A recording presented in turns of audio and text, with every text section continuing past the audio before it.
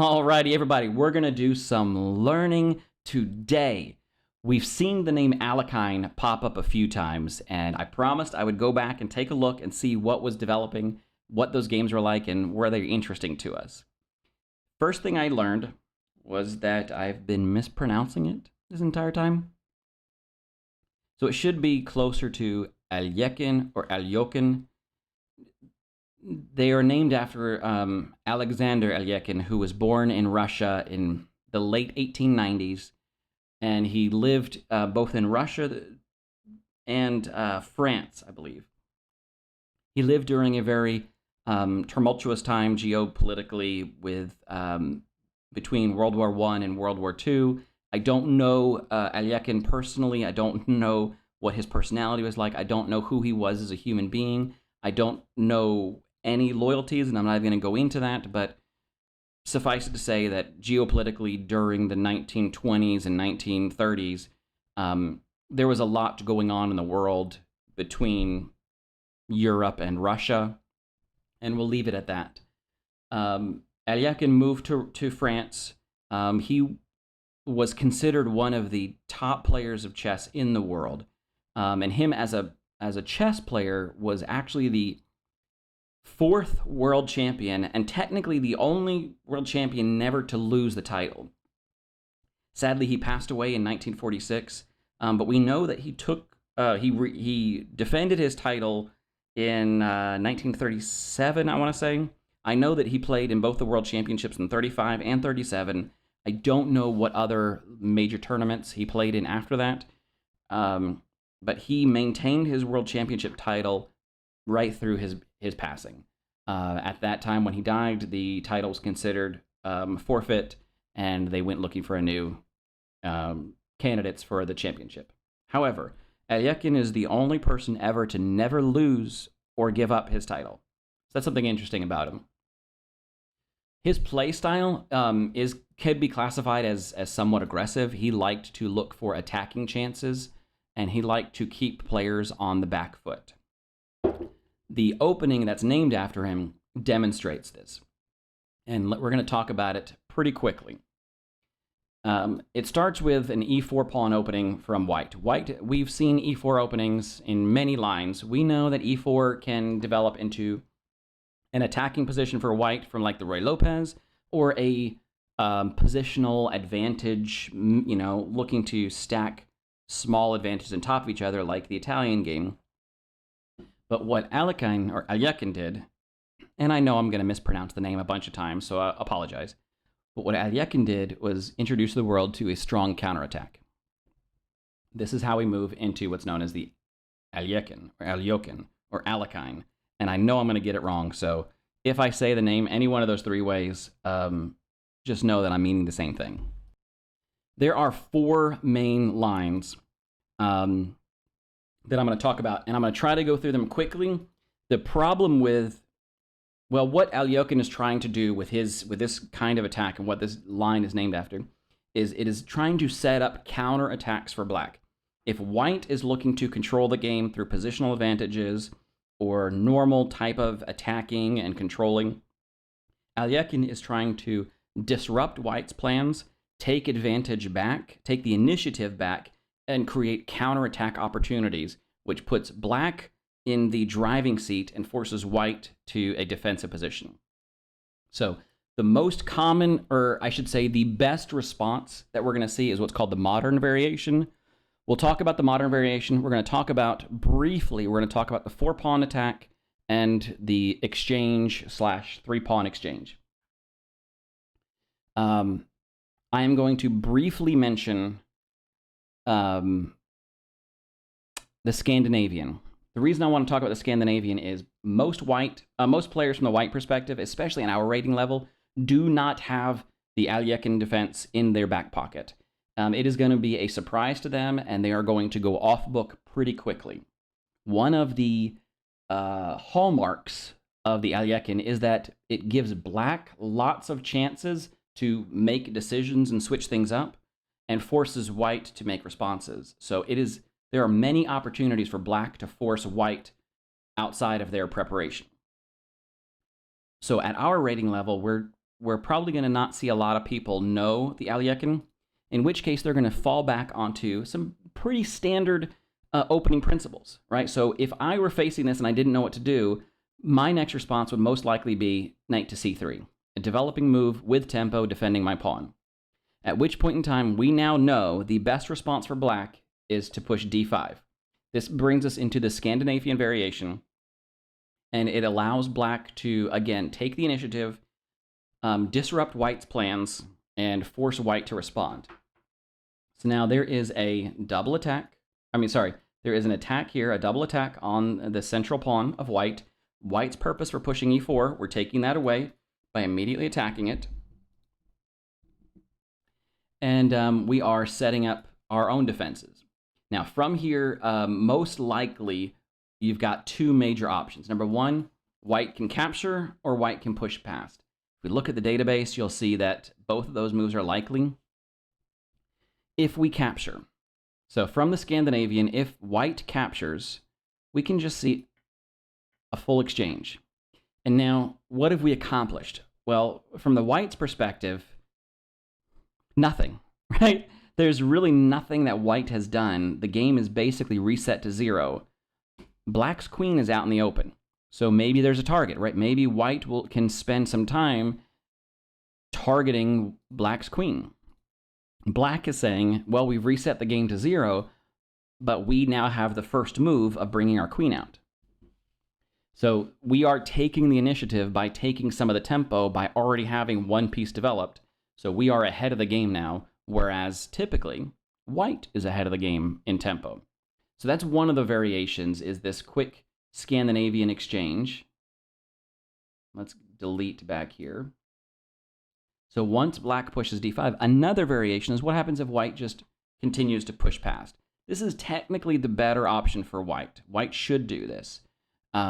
It forces the black knight, which was challenging the center, forces it to move. Now it does move with tempo, which is nice. So from here, white needs to prop up their center. Again, black is forcing variations on white. And then we're going to, with our black pieces, we're going to push down c5. And what this does is now we are undermining white's pawn structure. If we allow this capture to happen, we have undefended our pawn, which is under attack. So we need to defend that pawn. There are a couple ways to do that. The best way, surprisingly, the best way for white to defend in this case is to push f4. Yes, it's an early f pawn push, but you'll notice that's kind of a theme in some of these white responses, is it does have to give up the security of the f pawn. Now we'll see an exchange, driving the knight away. White could take back with the queen, but again, the best response is typically, if we look over here at the database, white's best chances are to move its knight out of the way. In fact, its strongest chance is when the knight goes all the way forward to b5. So white's best opportunity is to go b5. Now, the reason this is important is because, number one, it is defended. It gets an attacker back on this pawn, so black is going to lose that pawn. Black is up a pawn, but black is going to lose it. Now, the idea here is simply this. Black can continue developing knight c6. Continue developing, continuing challenging white central structure. This central structure could become a weakness because it is directly in front of the king. And finally, one of the other things it does is notice the castling. Kingside castling, well, the f-pawn is already pushed. Yeah, maybe we'll drop a knight up here to help attack, maybe add a defensive structure, but kingside pawn structure is a little weak. You've already pushed the f-pawn, the forget about it pawn. So this diagonal is nice and open. Once this pawn falls, this bishop could get out, have this nice open diagonal because the f-pawn's gone. And if we look at white trying to castle queenside, which is a possibility, well, black has already opened up his pawn, so black's c-pawn is out of the way. Castling would put the king directly in line of a semi-open file that black can take control of. So this is one of the dangers of the Scandinavian and one of the benefits that black is looking for.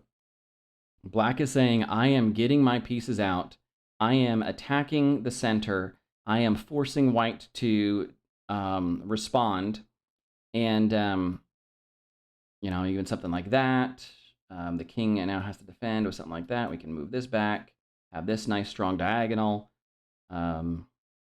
We've got 2 attackers here. We've only got 1 defender here. So you can see how black is forcing some variations upon white and taking the initiative. So this is the Scandinavian variation. And like I said, we will see it at our rating level simply because white is now off book, so it has to fall back to a standard opening principles response. And this is a very standard, pretty good opening response. So we're going to go ahead and push D5 and go right into the Scandinavian. And like I said, we've seen some variations of what that can look like. Something along these lines. In fact, you don't even have to do this check. Just go right here. Put pressure immediately there. Yes, it's defended twice. That actually, in this case, forcing that bishop up is kind of nice because it takes away the queen as a defender.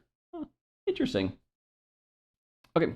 All right, so that is the Scandinavian, and the only reason I wanted to point out is because not only is it's not the best move set for white, but it is probably the one that we will see most often because people who don't know this opening are going to be surprised by it, and they're probably going to make this knight move. All right, so let's delete this. Let's look at the best hope for white, or the best response from white. The best response from white is to keep pushing your pawn. By pushing e5, we directly challenge that knight.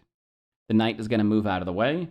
White is now going to push another central pawn and take full control of the center, and black is going to basically open up light square bishop, start challenging the center, and try to take back some control. From here, we're going to go into the modern or the main line, basically the best response that white can do. Knight to f3. So this is the main variation, the main line, or the modern variation. Notice these 2 pawns are white's very strong center. This knight defends both. Black has a few choices here, and again, we go into all the variations. There's too many of them to come up with to show because black has so many options. The first option is immediately challenge this knight. Bishop to g4.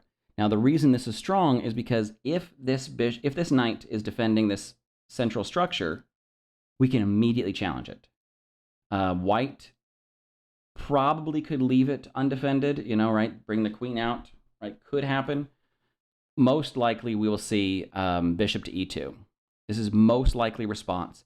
From here, black has another couple of things they could do. They could immediately capture, which then weakens the central pawns. Or black could start to fianchetto, push the g6 pawn, looking to fianchetto here. Oops, looking to fianchetto the dark square bishop to put more pressure on the center of the board. Another thing black could do is push push g6.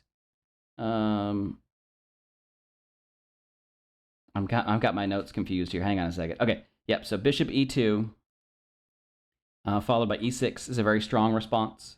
Yep. So those are the 2 responses. Yep. So if this comes down, right? If our opponent puts their bishop up here, we can either immediately trade or we can set up for a fianchetto. Now the setting up for the fianchetto is interesting, and I want to kind of go over this line. Bishop e7. White could then push c4. Challenging this knight, which then drives this knight to b6. And we'll see this knight to b6 as also a common theme.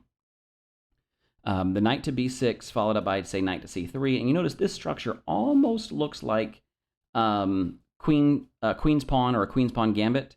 This pawn is advanced. Normally it would be back here, but we've seen somewhat this structure. That's okay. Now maybe black castles and bishop to e3. The reason I want to bring this up is because both parties are very happy with this structure. This knight can get developed to either square. Probably this pawn can get pushed. Maybe even look to push here. But the reason this is part of the modern line, number one, is there's a lot of tension on the board that needs to be resolved. This push could happen. This push could happen. There's a lot of options here for tension to get resolved in a bunch of different ways. This is why black likes this board position, because black says, I have got control from, I make the decisions, white has to respond. I decide when this is resolved. What happens if we go into an early endgame, right? Is that good or bad for white? I don't know. That we'll find out. So this is why this position is good for black. Black is saying, I control when this tension is resolved. I control how this tension is resolved. And I'm in the driving seat. All of my stuff is in good squares, good positions. This bishop is a little, you could say a little out of position, right? There's nothing really defending it, but the whole purpose of this bishop is to trade away here. Yes, I'm trading a bishop for a knight, but this knight is so strong defending the e5 and d4 pawns that by trading it away, we immediately weaken white's center of the board. So you can either trade straight away, or you can hold off on trading and continue development, leaving all this tension to be resolved at a later date, which is really cool and a really kind of exciting game to play, right? This is not a, we're all going to sit back and just wait. This is, we are building tension, building tension, building tension. And it's not like tension from across the field. This is tension in your face, right? We are in your face with some things that are getting ready to happen. So very cool attacking options for black. All right, let's take a look at another variation of the modern. So the Alekhine or Alekhine, white continues push forward, drives the knight to the center of the board. White defends their pawn. Black starts the challenge. And then from here, we get the modern. And instead of this bishop coming out, another variation that could happen. Yes, okay, yes. We could always rearrange the move order and we could fianchetto early, but that's just a changing of the order. Another completely different game that could develop is what happens if black just captures? Well, then the knight could capture, right? So now white is saying, I'm fine with that because I have a strong center. From here, black could then defend their knight, and their knight is also in the center of the board, nice and strong and defended. Maybe something like just a bishop e2 line, bishop to b5. Wait, what? Hang on. Bishop f5. I said it again. I said it wrong again. Bishop to f5, getting attacks down this. We're getting our pieces out. We're getting developed. Maybe something like castles can happen. Maybe knight can come here to d7. Now, there is a little bit of a trap back here. A little bit of a trap that we don't bring our knight to d7 early. We don't bring our knight to d7 early thinking, oh, hey, we'll challenge this. Because there is this sacrifice that could happen. Notice this queen coming out to put the king in check also attacks this knight. So it's a sacrifice where the queen is going to pick up the knight and get back his knight, and he's just going to be up a pawn, and my opponent's king, black's king is going to be tucked away. The rook is going to be kind of stuck. So we don't want to do this because that technically forces the king to have to defend the knight. And now, yes, our queen is out from white's perspective, but look at black's king. Black's king is super exposed, and all of a sudden things start to get a little hairy. Like, what happens if this, right? We're pinning this knight now. Well, we've got to defend the knight. Things can get a little hairy real fast for black. So we're not going to do this knight to d7 early. We're going to defend our knight first, and then we're going to let white continue to develop with whatever they want to do. And the idea here is that, hang on, bishop to f5. So this bishop to f5 move defends. So if the queen were to come up here to put the king in check, or if this knight were to sacrifice, right, and the king come out here, this bishop can defend and help protect what's going on, or even possibly, well, yeah, now you'd have to do it with the bishop instead. Anyway, I'm mumbling, but the point was, don't bring your knight to d7 early. Wait until your opponent continues developing castle, and then you can get the knight out. And now we've got a little bit more defense along this structure. Okay, that was just rambling. But I'm trying to go fast here, There's a lot to cover. So, modern line, the knight runs away, we prop up, and then this is the modern variation. From the modern variation, black has a couple of choices. Black can push the bishop out to immediately challenge, or black can push the can capture on the pawn, kind of forcing some exchanges to happen in the center of the board. Notice this knight could, even if things get exchanged away, this knight is still defended. So in that case, we're not going to have an early queen trade. So there's a lot that can happen, and black is in the driving seat of choosing how to do it. Like I said, there is another variation where you basically change the move order and you fianchetto early. But that, in my mind, that's basically the same thing. So we're just going to ignore that. So modern variation is the best variation for white. White's best chances are to drive the pawn, defend the pawn, and then get this knight out. And yes, you are waiting on what black's responses are, but that's okay. Black wants to take control, and white is saying, I'm still all nicely defended. I can still develop with tempo. I can still get castled. I'm happy. All right, that's the modern variation. We've seen the Scandinavian. We've seen the modern. Let's delete all this.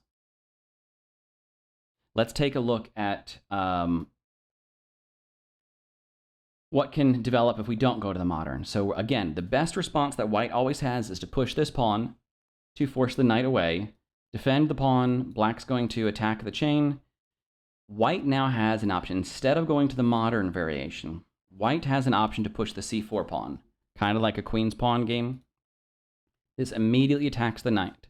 Now, normally this would be very good for white, right? White is got a very strong control of the center, but there are some lines here that end up being better for black. The knight moves to b6, which again, we've seen as a theme. And from here, white has two choices. White can either go for the four pawns attack, which we'll talk about in a little bit, but realistically what they're looking at is the exchange. So white is going to take on here and force black to decide which way to take back. Either way black takes back, basically we are going into a strong defensive position for black that forces white to overcommit to break that nut. Let's talk about the exchange real quick. Right, when we look at the exchange options, there are two main options that black has. And both of them end up leading to similar type positions, but they are a little bit different, so we're just going to take a quick look at them. So if white goes for the exchange, which happens, let's look at what happens when e captures on d6. In this case, white will continue standard development, knight to c3, basically adding another defender to this square, but also just standard development. g6 is coming, and the idea here is that we're going to go for another fianchetto structure and immediately start putting pressure on the center. From here, the game could develop in something like, I don't know, bishop to e3, maybe, putting another defender on this square. Bishop to g7, you could have something getting the fianchetto like we talked about. There is a line where this rook comes to c1 to, basically the idea is defending the c-pawn if this knight needs to move, which this knight could end up moving somewhere. And if this knight moves, it allows the c-pawn to be defended. Black can castle, and maybe something like b3, right, to continue this pawn chain. So this is a line that could develop from an e captures exchange variation. The reason this is exciting, look at the opposite development, right? So black is developed on the king side, white is developed on the queen side. Even though white is not castled yet, white has a lot of work to do to still get castled, but black has a lot of work to do on the queen side to get developed. So it's kind of like almost an opposite side of the board development strategy. And I just find that to be really interesting, where black is saying, hey, my king is safe, I'm mostly developed, I've got a little bit more work to do, but I'm developing nicely. White is saying, well, my pieces are kind of start eyeing down towards your king, you know, my pieces are going to start eyeing down towards your king. And yes, okay, so I've got some work to do to get developed, but all of my pieces are working in conjunction to move towards your king side. So it's just kind of an interesting mix. This technically would be considered a pretty balanced position. The only nudge right now is the fact that black's king is safe, white's king is a little exposed. So it's a slight advantage for black from that standpoint, but otherwise, it just makes for a very interesting game. And I would be excited to play this. So that's what can happen if the E pawn captures. Now let's go back and see what happens if the C pawn captures. Mostly you end up in a very similar position where the bishop is looking to fianchetto and come along down this structure. The only difference now is the open C file. And why is that different? Because what if black decides to castle queenside? Or what if black just decides to put a rook along the queen side, or the C file? So black is saying, I'm opening up. Oops, I accidentally clicked something. Sorry, guys. Let me undo this.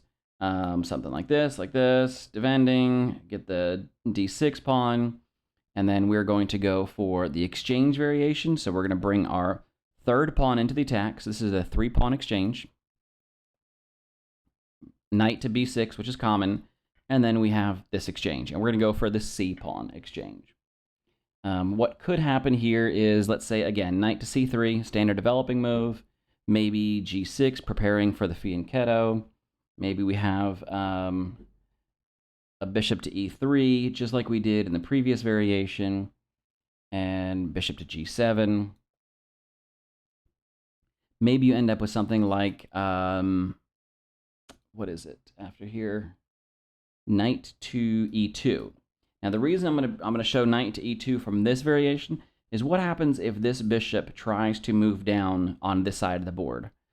In this case, the f pawn becomes one of our defensive tools. So if the light square bishop now moves out and tries to get involved in the game, white wants to use its f pawn to deflect. And the reason that's important is, again, we are seeing white make early f pawn moves. So now we have an open c file for our rook, or maybe our queen, to take control of, and white is going to not be forced, but be encouraged to make an early f pawn move. And so we're seeing this kind of theme continue to develop, that white is compromising some of his king's safety, and black is having these strong attacking lines. So that is just something I'd like to throw out. This game, actually, if we back up a little bit, I'm going to show a slight variation on this game, and you're going, well, geez, Joe, do these games ever actually happen? Yeah, actually they do. Let's see if we see this one go knight c3. I'm going to show a specific game. Knight c3, g6, bishop to e3, bishop to g7, rook to c1. So this is that rook c1 line trying to take over the semi-open rook file. Black is going to castle. We have b3 to defend. So this is that same kind of variation that we saw with the e captures, but it's from the c captures line. And then, yeah, b3 and then e5. This game we saw, I wonder if it's going to show up in the database. It's not, dadgummit.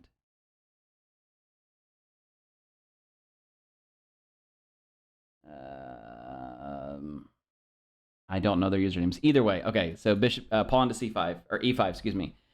This game happened recently. I can't remember if it was early 2020 or late 2019. But Magnus Carlsen with the white pieces and Levin Aronian with the black pieces had this exact position. So Levin went for the Alekhine attack, or Alekhine defense. Magnus went for the exchange variation, and we saw a c-pawn capture by Levin Aronian. So, and again, I'm bad at names, so ignore my horrible mispronunciations. But the idea here is that black is saying it's going to have an advantage because eventually it's going to rework its knight here into the center of the board. Let's see here. d4. Yep, d4 almost always becomes a target, and black is going to remaneuver. Black is going to remaneuver the knight over here to the d4 square as it becomes a target. As things start to shift around, we'll see this knight move into place. Eventually, this bishop will get attacked. So there's a lot of interesting lines that can develop, but I just thought it was interesting that this game actually came up really recently with Magnus Carlsen, the current world champion, and just a really interesting kind of board position where you have this kind of opposite side castling, or opposite side development. All right, so that's a couple of lines with the exchange variation. Let me delete these out real quick. All right, lastly, we're going to talk about the 4 pawns attack. So it starts the same, e4 pawn, knight f6, the Alekhine attack, or Alekhine defense, excuse me. White pushes the pawn, drives the knight away, defends its center. Black starts to challenge the center. White moves with the 3rd pawn, driving the knight away. And here we go. Again, white has a choice to either go for the exchange or go for the 4 pawns attack. Now, the 4 pawns attack is interesting because white is saying, look at my center. I have control of the entire center of the board, and you have done nothing but chase your knight around the board. It goes against a lot of the opening principles by pushing too many pawns early and having one piece move multiple times. But it is super aggressive from the white side of the board. Look at the exposure along white's back rank, though. Right? White's kingside castling is a little messed up. Queenside castling is a little bit questionable.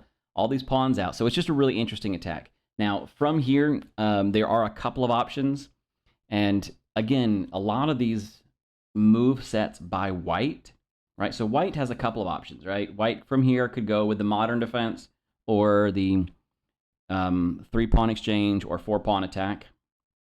But realistically, when white makes a move, it's black that has a lot of the choices. This is really, the 4 pawns attack is really the one time where white has multiple choices in a row and uses those choices to attack. It's kind of an interesting way for white to try to wrestle control of the tempo or the initiative back from black.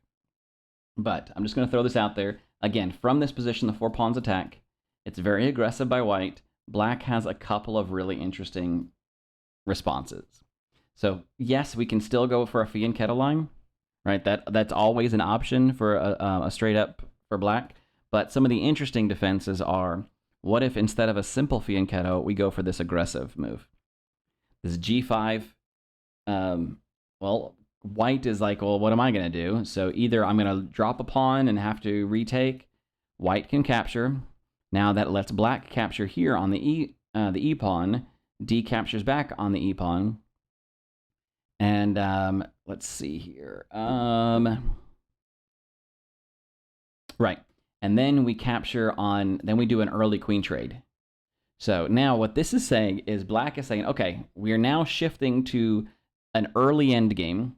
White's pawns, while super advanced and are controlling a lot of squares, right? They're also undefended. Black is immediately going to start putting pressure, right? Our bishop fianchetto can still happen. Black can still castle. Or, here's the fun part. Here's the really fun part.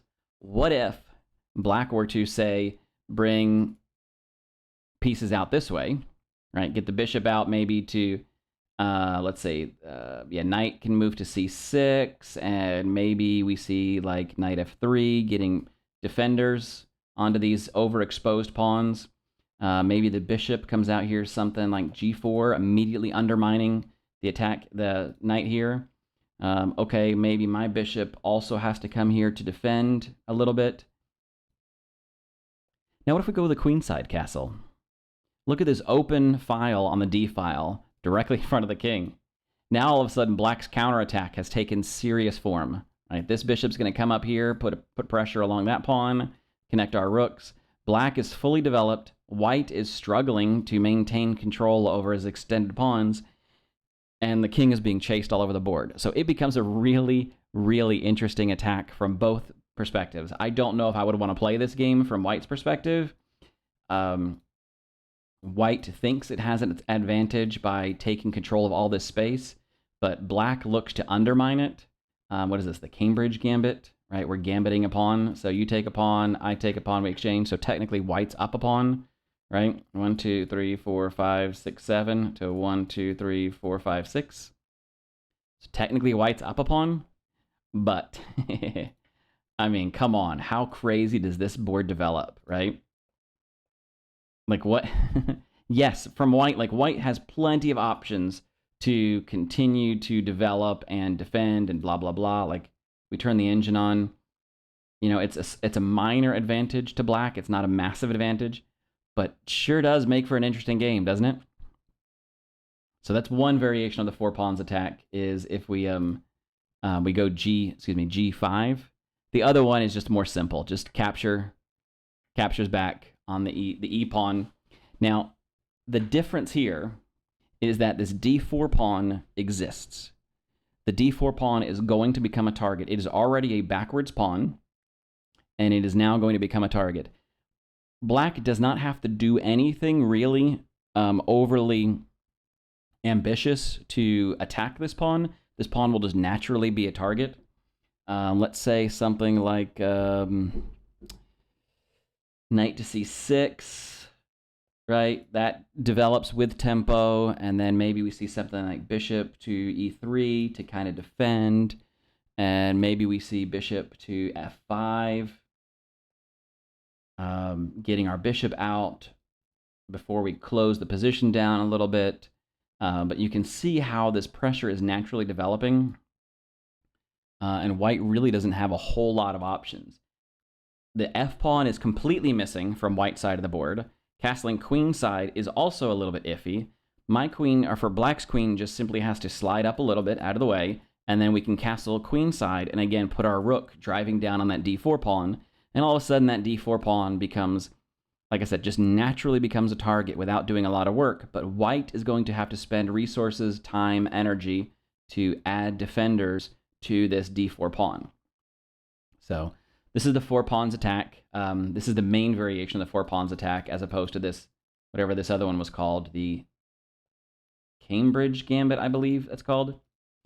But both of those lead to some really interesting positions. I would not play the 4 pawns attack from white's perspective, but should white play the 4 pawns attack, trying to control the full center, we have some options to, black has some options to undermine and attack that position. So that's the 4 pawns attack. All right, deleting everything, starting from the beginning, a very, very, very fast review. E4 pawn, knight f6, we are now in the Alekhine. A couple of options. If white is off book already and starts to do a defensive move, that's fine. We're going to go with the Scandinavian. The Scandinavian is okay if my opponent takes, or it's okay if my opponent pushes. If my opponent pushes, we're just going to retreat our knight, continue to pressure, and then my opponent's going to defend, and we're going to start to undermine. So this is a very strong opening for black, a very strong structure for black, and white is going to have to kind of defend this d4 pawn, possibly look at maybe an early f pawn push. Maybe we'll see this knight be developed to f3, things like that. So that's the Scandinavian. More of the main lines, the modern one that we're going to want to watch out for is the e5 pawn push, followed by the knight retreats, or I should say moves out of the way.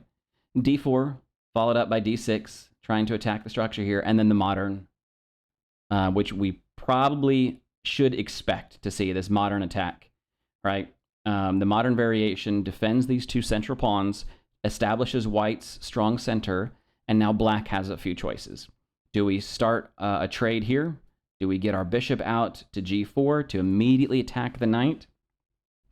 Or do we just go with a more slower developing move and just fianchetto and get ready to castle? So these are what the modern defense would look like, or the modern variation. And then if we see an e4 followed by knight to f6, push the pawn, knight moves, d4, d6.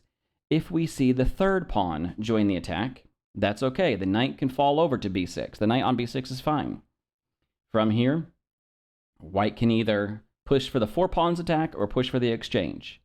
And either way, black has some options on how to refute. and that puts the control back in black's hands. So these are the 4 lines that we're looking at: the Scandinavian, modern, the 3-pawn exchange, or the 4-pawn attack. And if any of them happen, we now have a list of tools that we can play these lines. So this is a long video, I know, and I've tried to go through as fast as I can, but this Alekhine defense really just has a lot of possibilities for black. And that is the whole goal, is to give black some counter-attacking opportunities to force white off of book knowledge, but more importantly, to force white off of the initiative and trade that initiative, or shift the initiative over to the black side of the board, where black can kind of take control of the game a little bit. It is not without its flaws, and there are lots of attacking opportunities and challenges that black will have to face by developing kind of counterintuitively to some of these opening principles. But we're going to get some games in, and we're going to see what develops from that. All right? Thanks so much, guys. Good luck, and if you see Alekhine anytime soon, let me know. All right, bye.